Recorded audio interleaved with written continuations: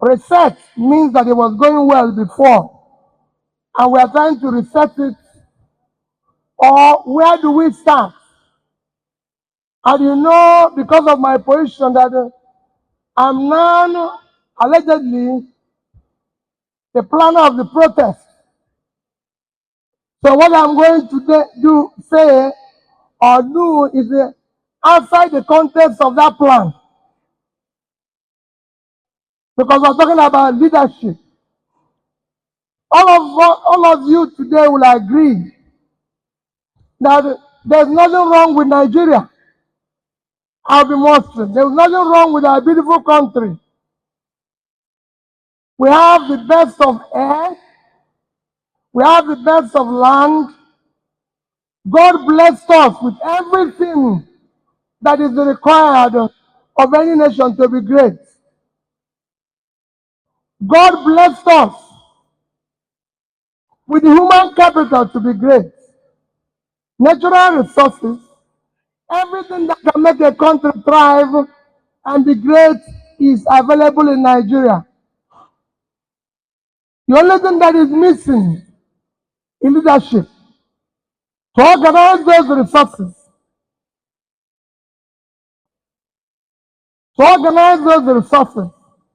that is the only thing that is missing. That's why I always agree with Chinua, who said there's nothing wrong with Nigeria in there was a country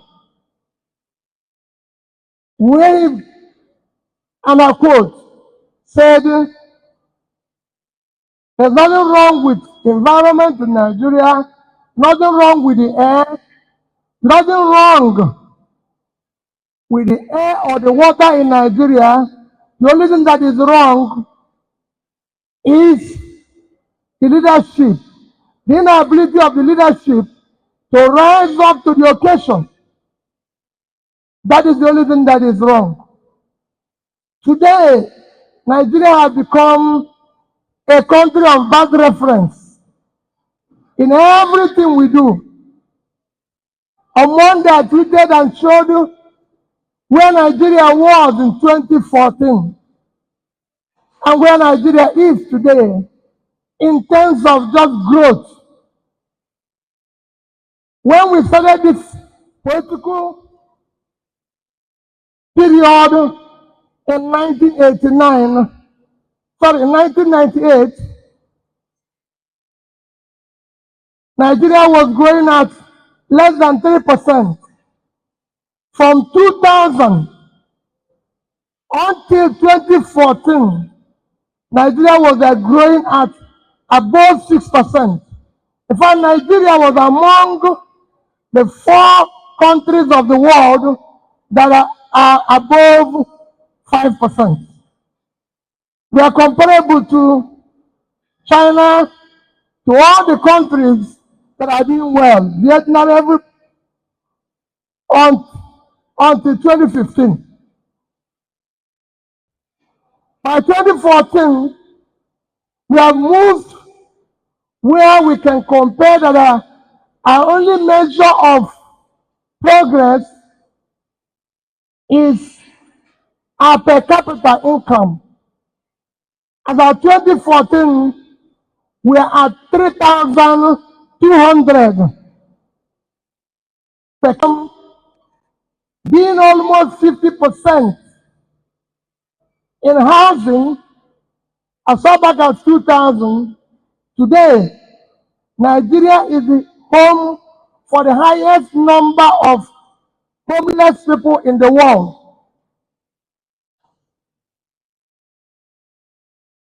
We are, year 2000, our poverty and those living under poverty or multidimensional poverty are below 100 million. Today, we are over 130 million. Every measure and indices of development, Nigeria is headed south. And this has worsened in the past 9 years. And of course, everybody can see what is happening in the past 1 year. which is why, like I said, it is something that you have to look at, reference yourself, that a country within 1 year, when in 2015, we had a new government, our debt as a country is less than 30 trillion. Today, our debt as a country is about 120 trillion. And the law of Nigeria said, if you must borrow, you must tell them what you're going to use the money you're going to borrow. People must know.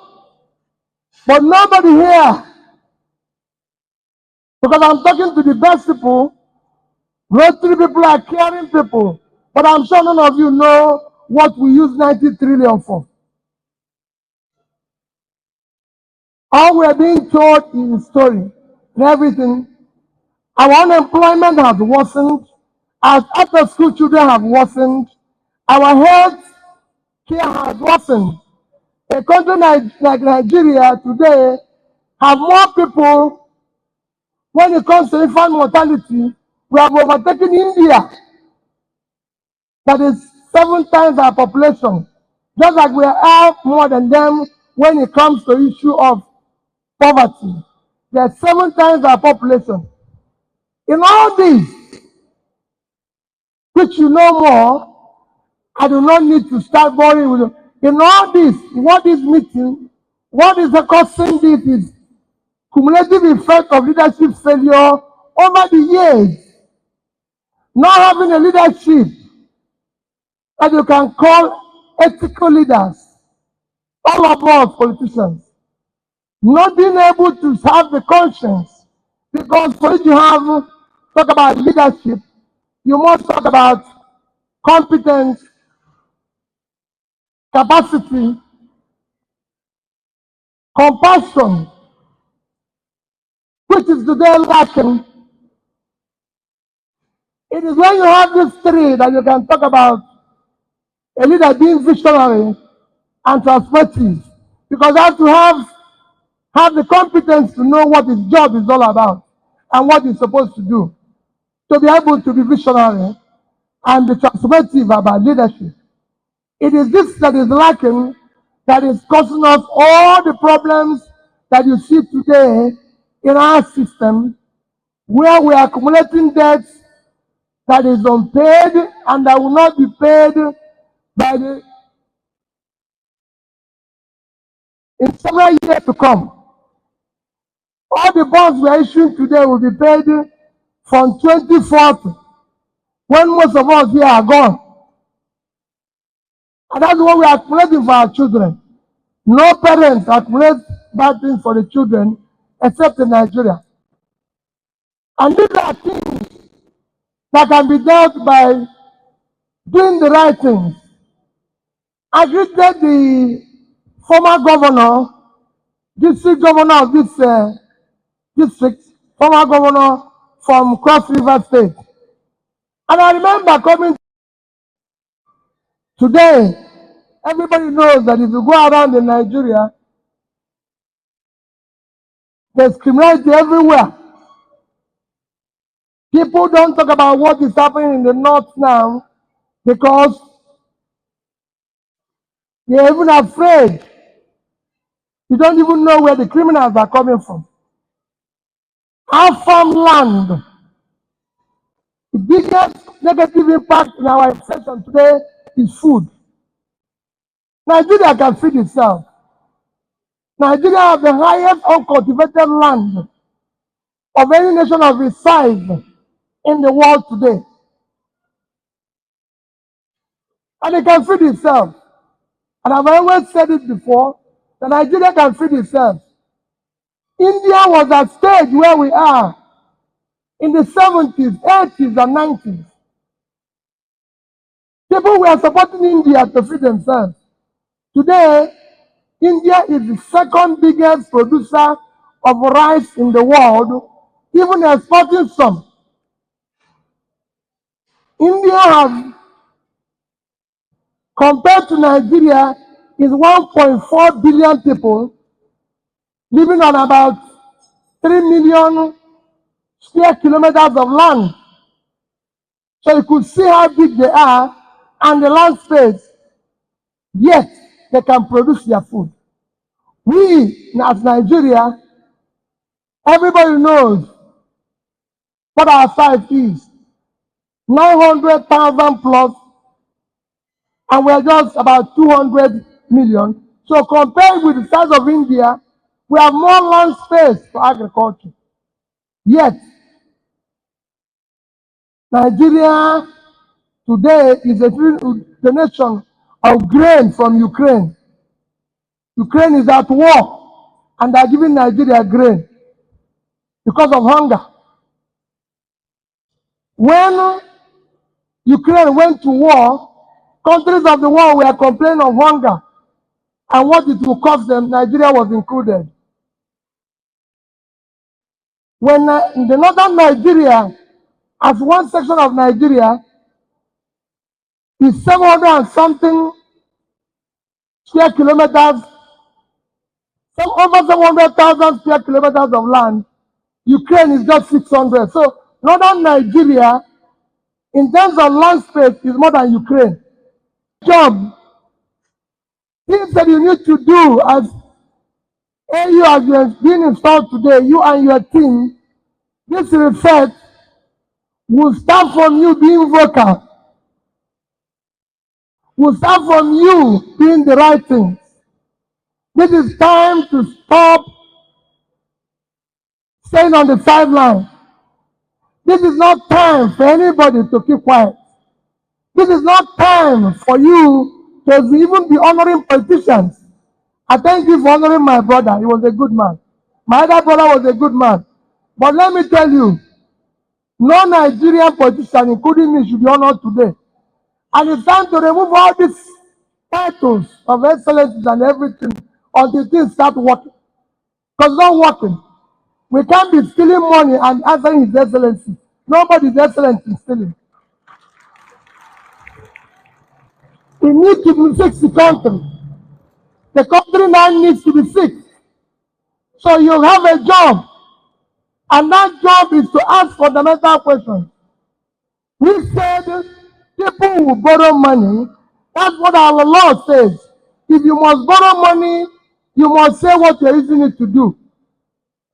That is why people like me are preaching that we must return to, if not to full parliamentary system, we must do what is happening in South Africa.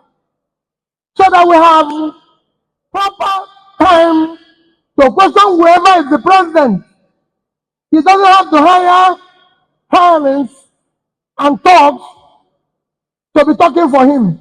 He needs to talk to the people. The people need to listen to him. Because we elected him. We didn't elect spokespeople to speak for anybody. We want the man we elected to speak to us. Because that's the person that was elected. So we must change and have a proper parliamentary system where the president should be able to be questioned by the people. If he goes to borrow money, we will know what the money is being borrowed for. If he's going to sign any agreement, we know which agreement he's not signing. Not when he finishes signing it, and all of us are wondering what was signed. So we need to have a president. We need to know how much oil we produce in this country.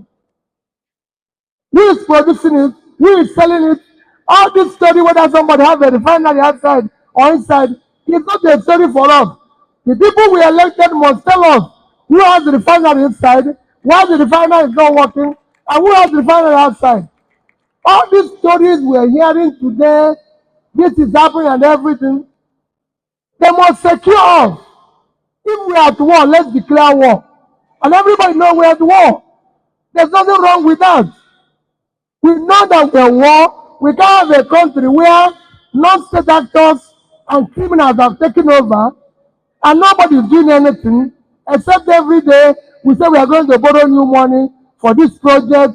We are borrowing money for this. We are borrowing. No, we now want to face. So all I'm appealing to you and your team, appealing to all of you today is, please, this country is going through not just a difficult time, it is today, in terms of insecurity, we are one of the worst countries to live. In terms of poverty and suffering, we are one of the worst countries. In terms of misery, we are one of the worst countries to live. In terms of hungry, we are one of the hungriest countries of the world. So everything is headed south. And it becomes imperative that all of us, when we talk about leadership reset, it starts from everybody here. All of us now have to sit down and say, who are we electing? Who are we supporting? How do we hold them responsible? We need ethical leaders that should be responsible to the society and be able to be answerable to the society. That is what it is. We need a leadership that is visionary. When the Kenyans rioted, their president listened. He went back and cut down, removed from the whole budget everything that concerns